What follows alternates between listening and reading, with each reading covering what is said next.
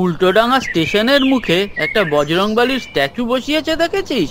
রোজ ওই পথেই যাচ্ছি, আর অত বড় স্ট্যাচু চোখে পড়বে না? তা হঠাৎ করে একটা হনুমানের স্ট্যাচু বসালো কেন রে? আরে তুমি তো দিনকে দিন ইডিয়েট হয়ে যাচ্ছ দেখছি। এতে ইডিয়েট হওয়ার কি হলো? আগে ওখানে একটা হাতির স্ট্যাচু ছিল, এখন সেখানে হঠাৎ করে বজরংবলী স্ট্যাচু লাগিয়ে দিয়েছে। তার মধ্যে ইডিয়েট হওয়ার কি আছে? ওখানে কেমন জ্যাম হয় দেখতে পাও না? তার পাবো না কেন? ওই জ্যামের জন্যই তো রোজ অফিস যেতে লেট হয়ে যায়। কিন্তু এর সাথে স্ট্যাচু বা ইডিয়েট হয়ে যাওয়ার সম্পর্কটা তো বললি না। আরে এ তো পিওর সায়েন্স। আগে ওখানে হাতি স্ট্যাচু ছিল, হাতি তো বড় সড়ো, জ্যামে নিজেই আটকে যেত।